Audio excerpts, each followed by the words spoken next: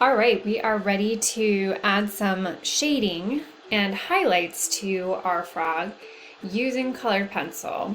So let's take a look at the difference between what it looks like when we've used colored pencil versus when I've just used the watercolor. So this side, I've already completed all of the shading and highlights I wanted to add using colored pencil. So you can see that there's a lot of shading happening where there would be overlapping of the leg and the body and the foot. We see some shading added to the bottom of the bullfrog's belly or mouth area. We see some shading in where there are wrinkles, as well as adding some highlights or lighter values in different areas to make those areas a little bit more interesting as well. There's even been some shading added into this muddy area down below. As well as even around the frog with the sky. So let's take a peek at what it looks like when we don't have any shading. It's okay. It's all right.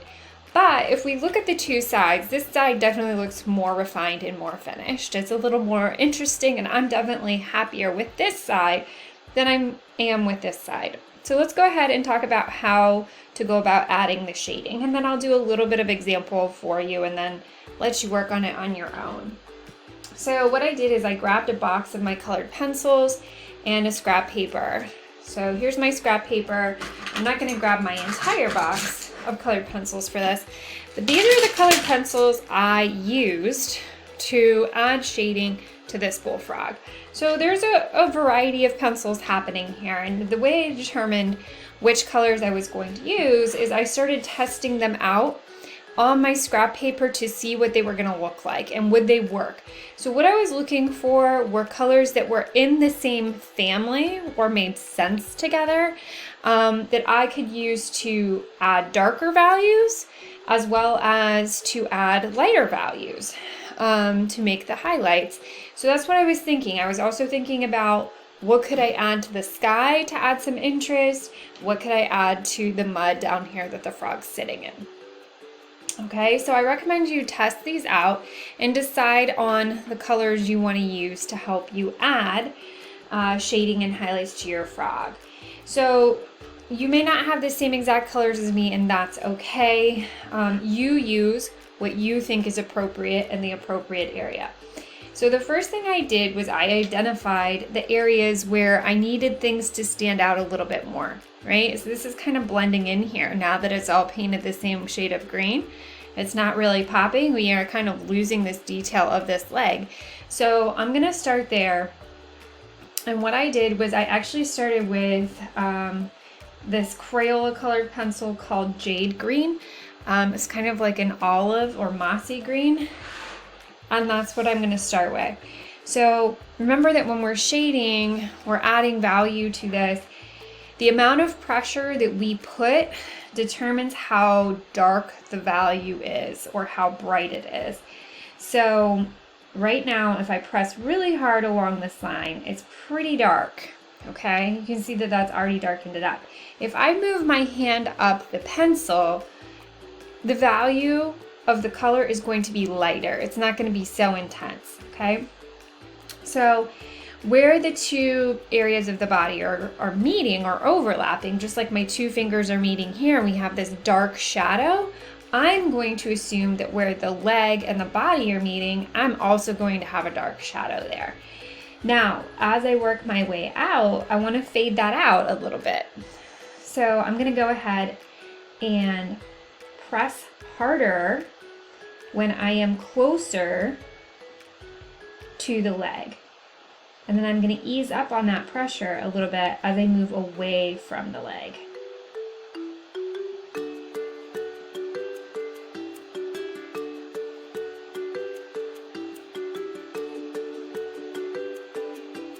Shading takes time and practice. Don't expect this to be done in just 60 seconds or less. It's going to take some work, okay? So I may speed up the videos, but what you should know is you should take as long as you need to have the shading look appropriate for your work. Okay, so I've added some of that mossy olivey green to this area. I'm also going to add it around here because where the head and the body are overlapping, I feel like there would also be shadows there. And as you know, I do like to turn my work.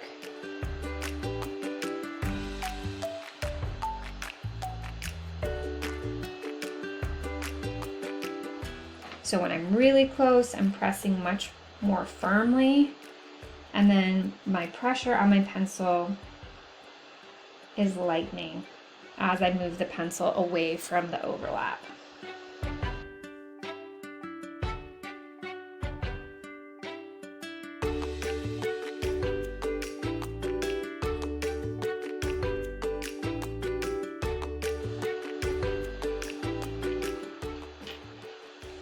I'm going to do the same thing here where the foot and the leg are kind of overlapping, pressing harder.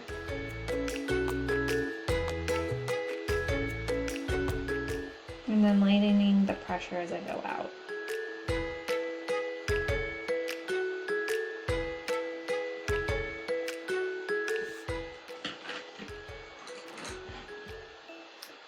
Okay, then what I did is, you'll notice that this is significantly darker.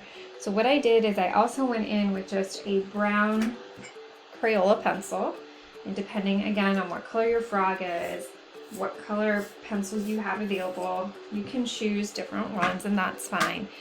So my goal here with the brown is just to add a little bit more dimension by really making this darker in this area where they're overlapping.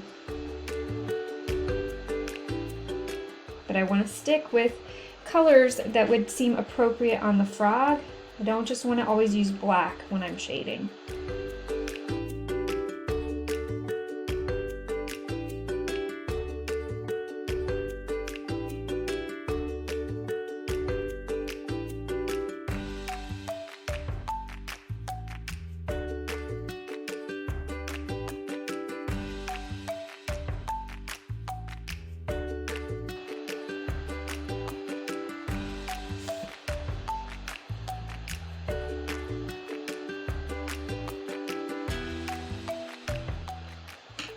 Then I'm going to go in with some green. So this is a yellow green actually that I'm adding in here.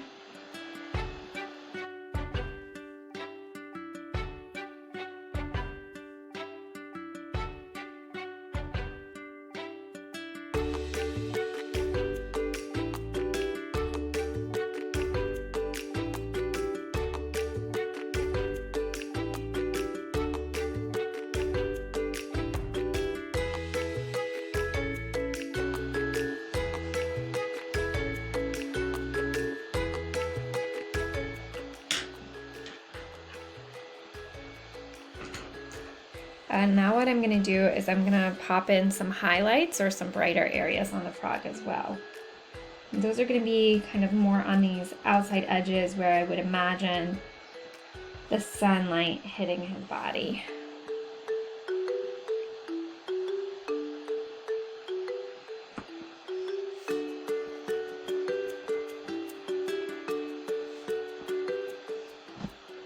Okay. So I'm going to continue to add in the shading. So really darkening up this little area of the foot.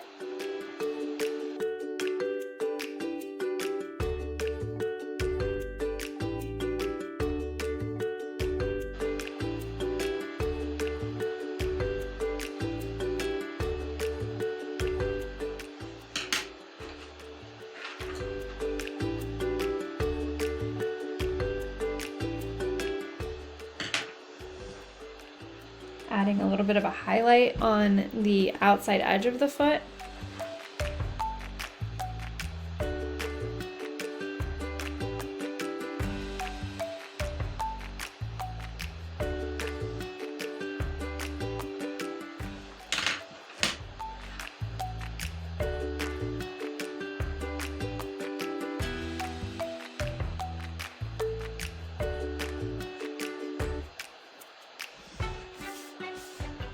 Okay, I'm going to add a little bit of shading and highlights in on this guy in here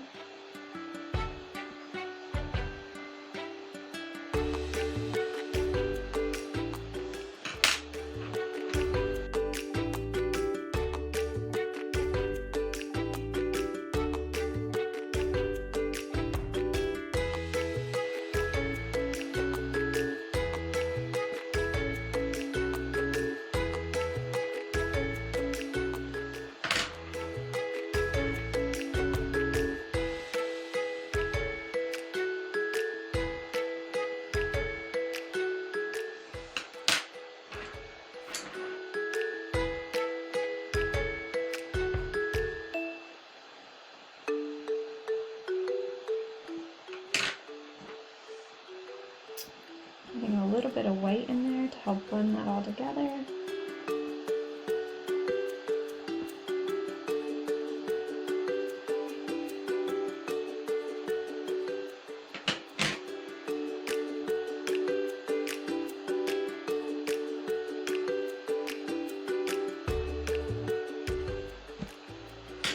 Okay, so now I'm gonna add some more white on this.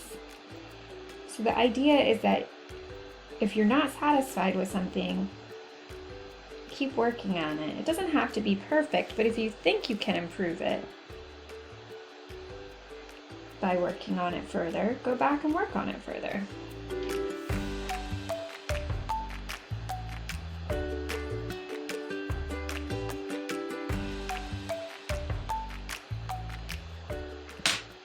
Okay, the next thing I'm gonna do is I'm gonna add some shading in to the spots on the frog. There is some shading happening on these if you look closely. They look a little bit different than these ones. That's because they've had some shading added.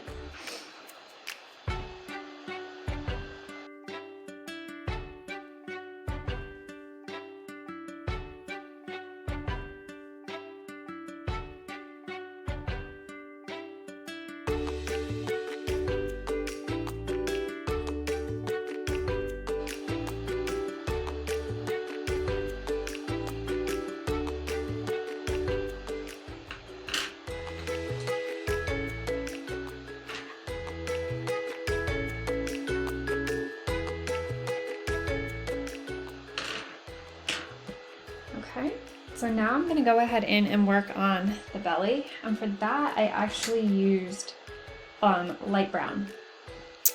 And when I was working, I'm just working with the curve.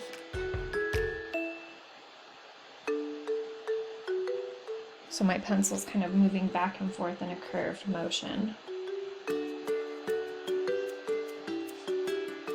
And where the leg and the belly are meeting or overlapping and pressing much more firmly.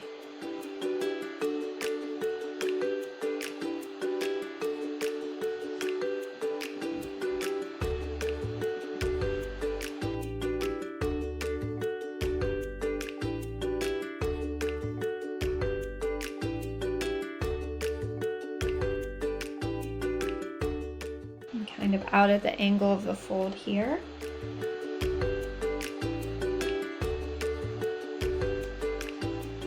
Using kind of a medium pressure, medium to light.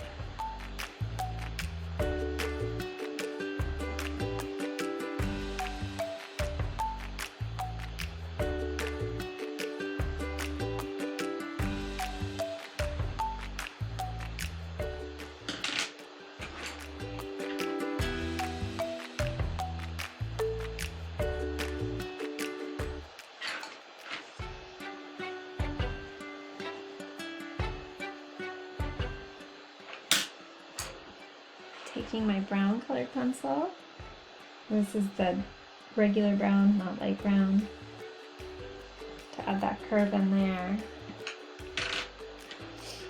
Going back to my light brown, and I'm going to add some shading in on this part of the leg.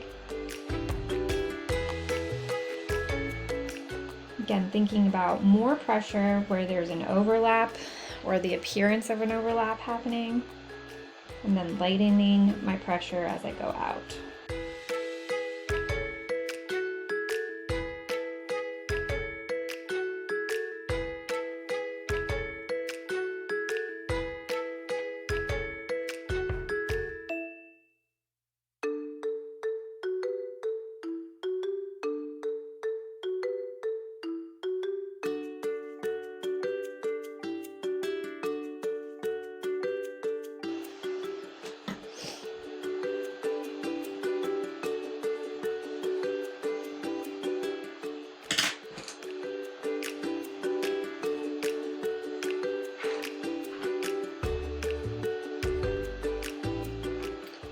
Okay, and now I'm going to work on the face here. So I'm going to think about having a highlight or lighter values up here where the sun might hit the top of this froggy's eyeball. So I'm kind of working around in a circle with a white colored pencil. I'm going to add some yellow on top of there.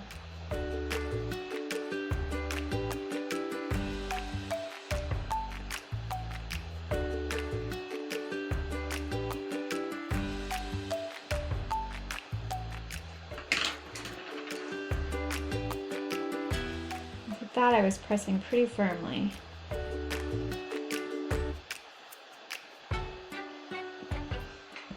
Then I'm going to start adding in those shadows. So there's probably going to be a little shadow right in here. I'm going to take my regular brown.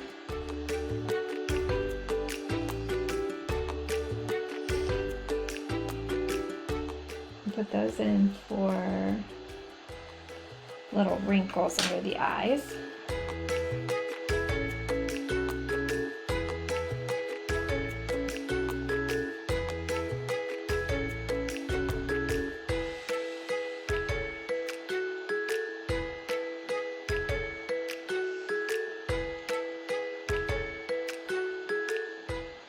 Using a darker color under the eye here.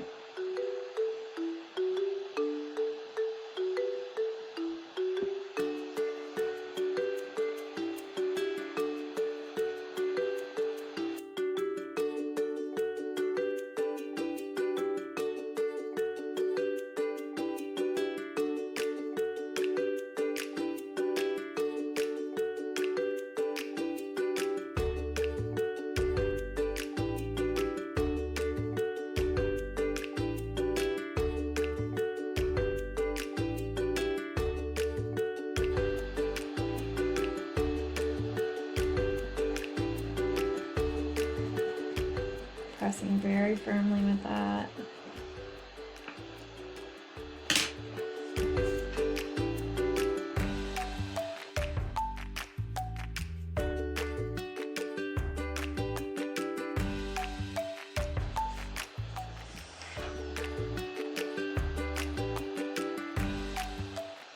You know, I would say don't be afraid to try different colors out too. So you can always test them over here and then try them.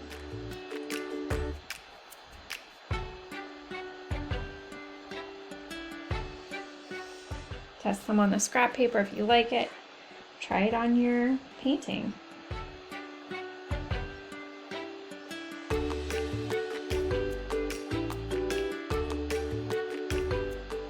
And remember, don't worry about things being perfect. This is a learning process.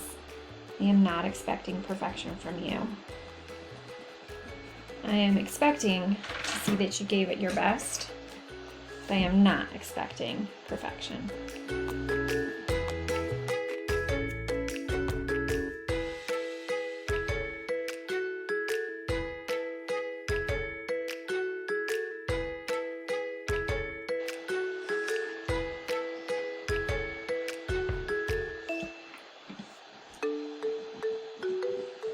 Okay, so we have the sky and the mud left to add to here. So I took my dark brown and I'm going to darken it up right underneath the feet because I feel like there would be a shadow there. Colored pencils are also nice to use sometimes in combination with watercolor because you can sometimes go in and add color into places that maybe were tiny that you missed with your brush. So I pressed pretty firmly as I went around the feet, and then I am lightening the pressure now as I work.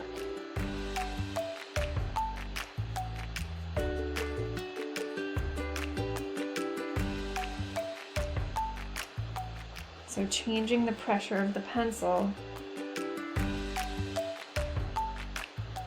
is going to change the value of the color. Just like when you're doing regular shading with a regular pencil.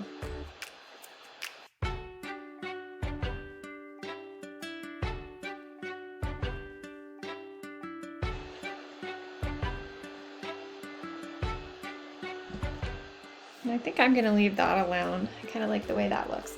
All right, so now the last thing I really did to this was I just took a little bit of blue, a blue that kind of closely resembled the blue I used for the sky. And pressed firmly around the frog. And very lightly as I went away from it.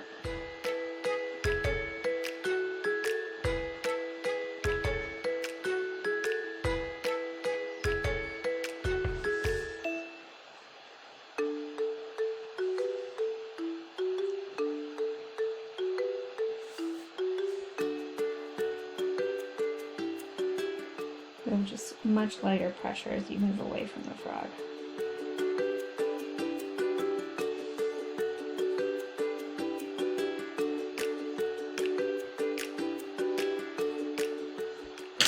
And then I just grabbed a little piece of toilet paper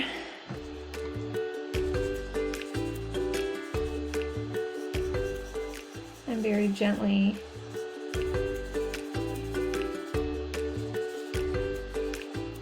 rubbed that out.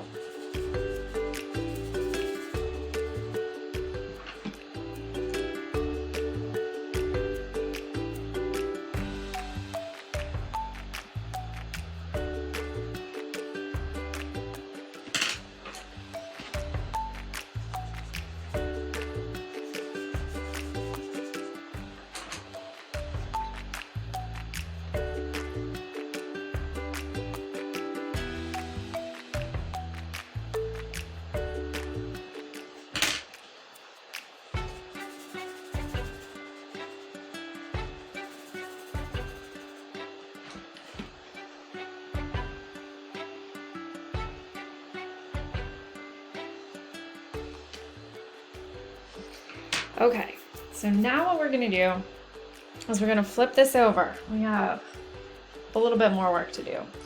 Why are we flipping this over, you ask? We have to do the mouth still. So remember that this is a pop-up, so when it pops open, we're gonna be seeing the inside of the frog's mouth. So you can see I've already added color to a portion of the frog's mouth, and the other side is white. So you'll get an idea of what the colors are gonna look like, okay? So to do this, I'm gonna lay this flat and flip it over. So what I did was I grabbed a peach and a pink. It's up to you what colors you use. Those are the ones I chose. And I just shaded in, or colored in, the back. And I did color a little bit outside of the triangle. Just be careful not to tear your paper.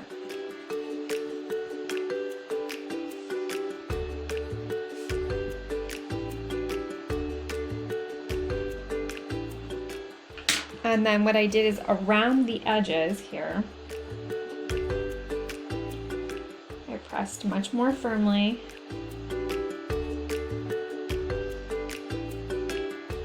Darkened it up towards the corner of the mouth. This is the corner and this is the corner.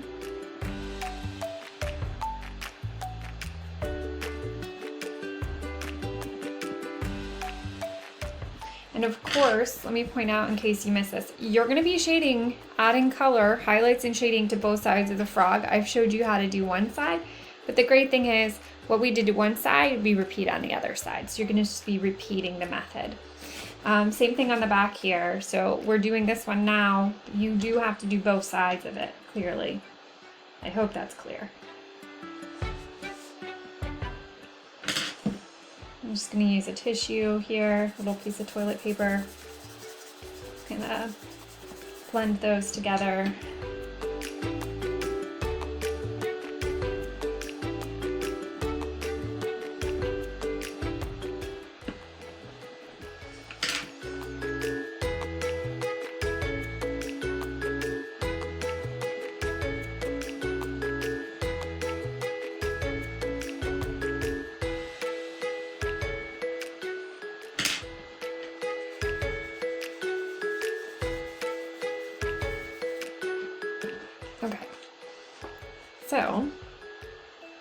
now both sides of the mouth have been colored in. You'll see that when he opens. Okay, so now what we need to do is we need to grab our journal. Okay, so we're going to be putting this on top of here, and we are going to be closing this in half on this side. I'm going to grab a regular pencil and very lightly I am going to outline that piece. Okay, I'm going to open this up, fold it over to this side, and very lightly outline this. Okay, now the reason we're doing this is, remember, it's a pop-up. We don't want just white here. That would be a little bit boring. So we've got to plan out the inside of the frog's mouth. So what I did is I just drew a tongue, or what I'm planning on doing is just drawing a tongue. So I'm just going to do a gentle curve and another gentle curve here.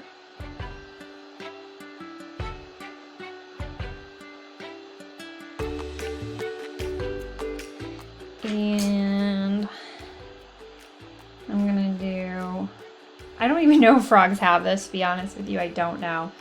But I know humans do when we open our mouths. That little thing that hangs down in the back. Excuse me. All right, so you could add a little fly on its tongue, you know, whatever makes sense to you. And then what we're gonna do is we're gonna be painting this in with watercolors. So you're gonna pause this for a second and grab your watercolors one more time. Okay, so I got my watercolor paints back out, and now all I'm going to do is go ahead and paint in the inside of the frog's mouth.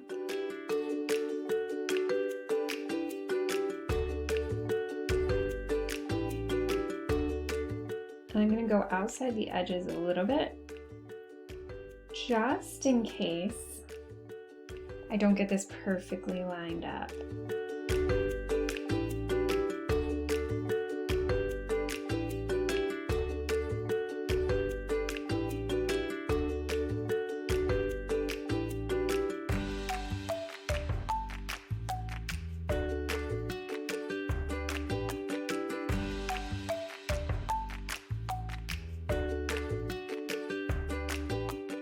Looked at some pictures of a bullfrog's open mouth, and I don't think they have one of these, but the great thing about art is that you can change things. If you're not doing, you know, a scientific illustration or something where you're expected to do it in a very realistic manner, then you can change things and be very creative.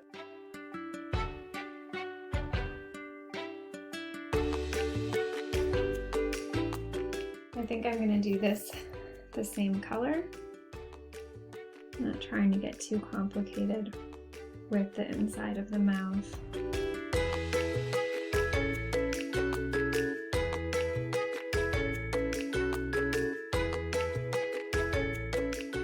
I am going again outside the lines a little bit intentionally on the top edges and on the bottom, because as I pointed out to you, that is in case things don't line up perfectly. Okay, so I'm going to let that dry, and then I'm going to come back and I'm going to paint this next section. And while this is drying, I'm going to mix up kind of, I don't know, maybe kind of like a peachy color. Yeah, I think I'm going to do some peach. All right, I'll see you in a minute. All right, that's dry, and I mixed up my color, so I'm gonna go ahead and paint this in.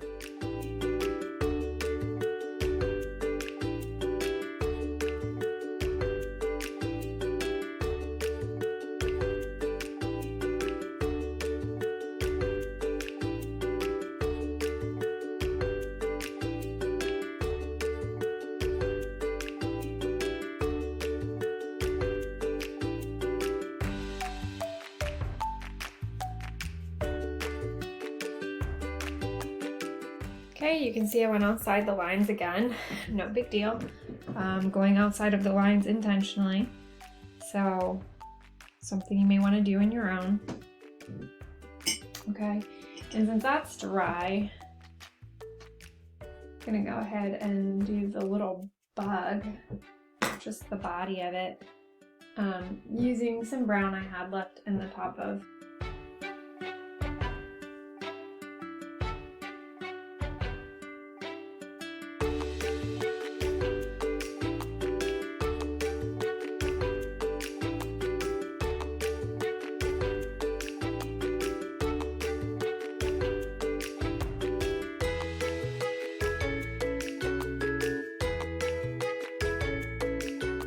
So I'm gonna let that dry for a couple of minutes.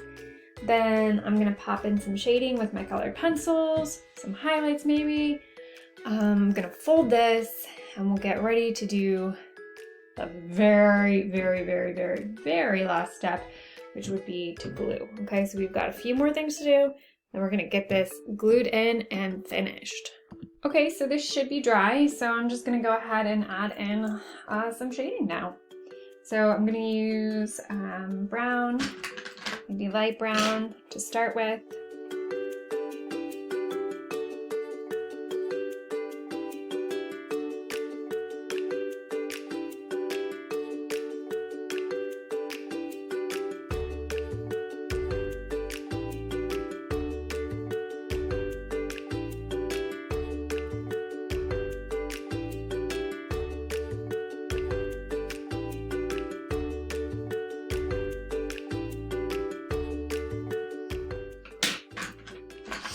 Let me add some white in on this side.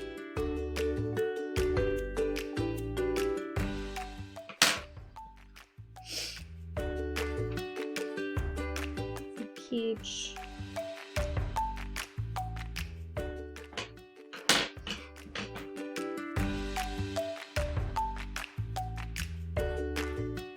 I'm going in with my light brown here.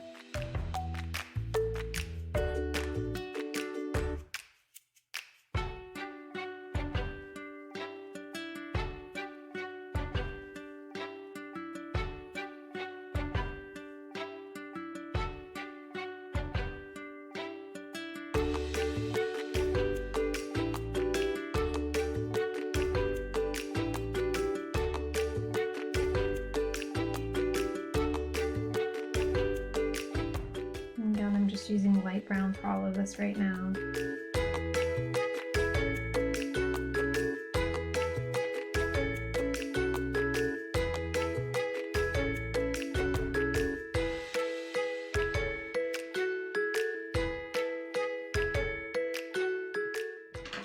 Add in a little bit of the dark brown.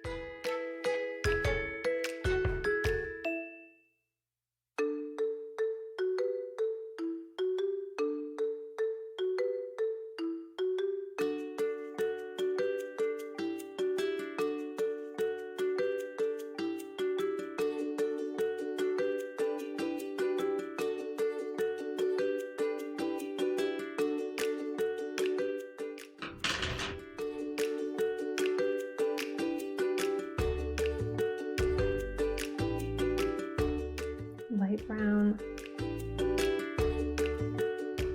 Not too much pressure here.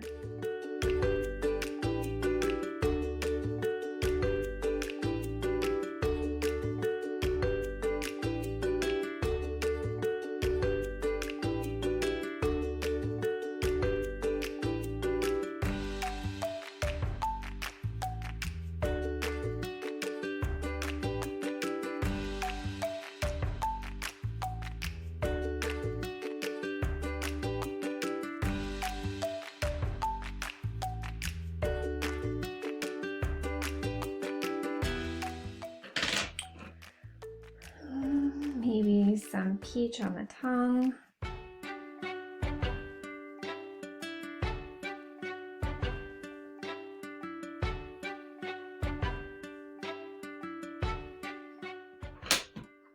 Maybe a little bit of white.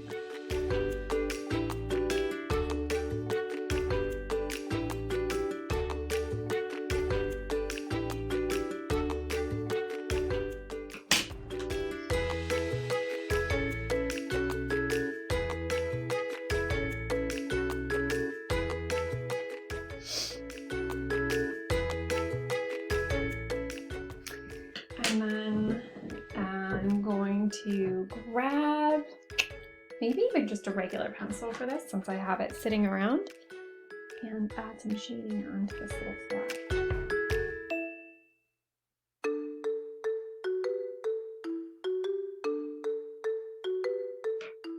You can also shade with crayons, and you could lay your crayon on top of watercolors if you don't have colored pencils.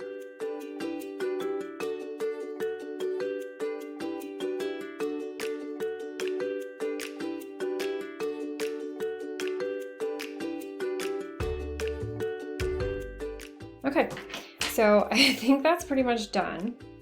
So what I'm gonna do now is I'm gonna fold this in half like we did with the other pieces of paper for our pop-ups. So we're gonna carefully fold this in half.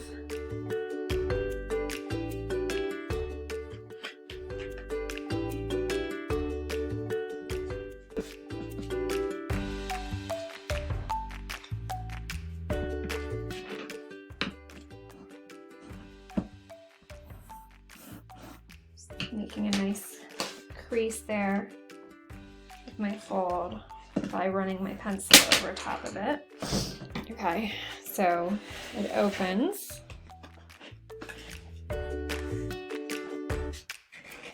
If you have long fingernails, you can also just crease it with those. Okay, so now what I'm gonna do is I'm gonna take my frog and I'm gonna lay it in there, and yeah. Okay, I'm practicing just to make sure, am I happy with everything? Is the alignment okay? Is there anything I want to change about the design before I glue this in? And I don't think there is, because again, it doesn't have to be perfect. There are things that I could have done better. There are things that, you know, I might change if I was going to do it again, but I'm pretty happy with it for the first try. So what I'm going to do is go ahead and take this off. And I'm going to apply glue now to the back of this. I'm going to set my journal aside.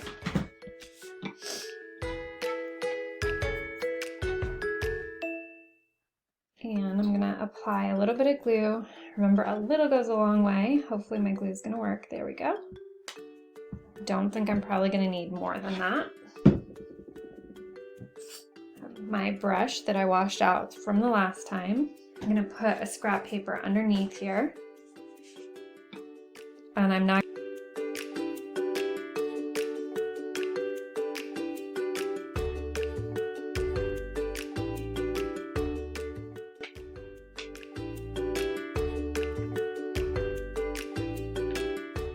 and believe it or not, I actually need a little bit more glue. Put a little dot on either side.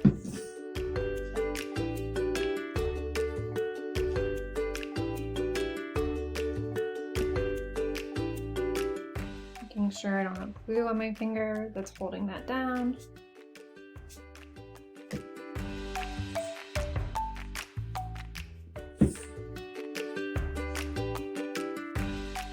And it is warmer today, so I think the glue is drying a little bit faster today because it's warmer outside, and it's pretty warm in the room today. Okay. Hopefully it's not going to dry before I get it on there. So depending on how hot it is, that can impact your artwork. So, and I don't want to put this back down on there because there may be some glue on there. So I'm going to carefully spread this out. Hope I can get this on there before it all dries up. Okay. So I'm going to grab my visual journal. And I really don't want to have to move this around too much. So I'm going to fold this in half and try and nestle it in place. Because remember, there are watercolors underneath there. So if it gets wet, there's a chance they'll smear or be damaged. Okay, so you really want to be careful with that. Okay, let's close this up. Press that firmly in place. And ta-da! We have a bullfrog inspired by the pop-up book, The Wide Mouth Frog. So there we go. Having fun with this. All right, so hopefully you've enjoyed this. And so let's get straight to the point. I spent all of this time teaching you how to do all these different types of V-folds, and then I showed you how to apply it to create a design. So let's go back and look at what we've created. We have this single V-fold. We learned about the double V-fold, which we just applied in this design. So you see how we took what we learned and we applied it to make a little piece of art, a nice little surprise for anyone who opens your journal. And then we looked at how changing the angle of the V-fold had a significant impact on your final design. Okay, so those look very different depending on what the angles were. From there, we then looked at how changing the center line or the cut in the center line really changes the design as well. And now we've worked together to go the whole way through creating a piece of art around a pop-up using a double V-fold. So for your final assignment, what you're going to be doing is you are going to be taking this last section, this page that you have left, okay? And you are going to be coming up with your own design using either a single V-fold or a double V-fold. So the rubric's going to help you a lot with this, but essentially what you're doing is you're going to go back and look through your work and think about what we've just achieved. And you're going to come up with your own design. So maybe you're going to look at how these V-folds changed, right? Once we changed that center line, think about, what does this remind you of? When you look at it, can you imagine a creature or an animal or something that would maybe incorporate this design? Or maybe there's something down here that comes to mind when you look at this one. Did you have some ideas when you were looking at these single V-folds? So you're going to come up with your own design. That's right. I'm not going to walk you through another one. I've showed you how the whole process works. So, you know, we're going to let you loose and let you become the artist. So you're going to be using that page, obviously cut to the same size. And then you're going to do a double V-fold or a single V-fold, and you're going to go through the same process that a paper engineer or a pop-up artist would to create a piece of work, just like we did together in this one. And this one should help you with this one, okay? Because you've seen what did we have to do first? What did we do second? How did we go through that whole process? You have all the videos. You can go back and watch them if you need to. So your final design needs to incorporate a single or double V-fold. It should incorporate watercolor and colored pencil shading, okay? I want you to be original. I realize that there are other videos and tutorials out there that show you how to do things. I've looked at a lot of them, so please be creative and be original. You can certainly take an idea and kind of jump from there. So you're not copying the illustration exactly, you're coming up with something of your own to do down here, okay? So maybe you look at an illustration in the wide mouth frog and you see that there's a bird and you want to do a bird. That's fine, but see what changes you can make to make it your own, okay? So I can't wait to see what you create. The rubric is going to help you through the process so that you understand how you are going to be graded. And then I will be available to you in all of your classes to address questions, to give you ideas and suggestions and feedback on your work. And I cannot wait to see what you come up with.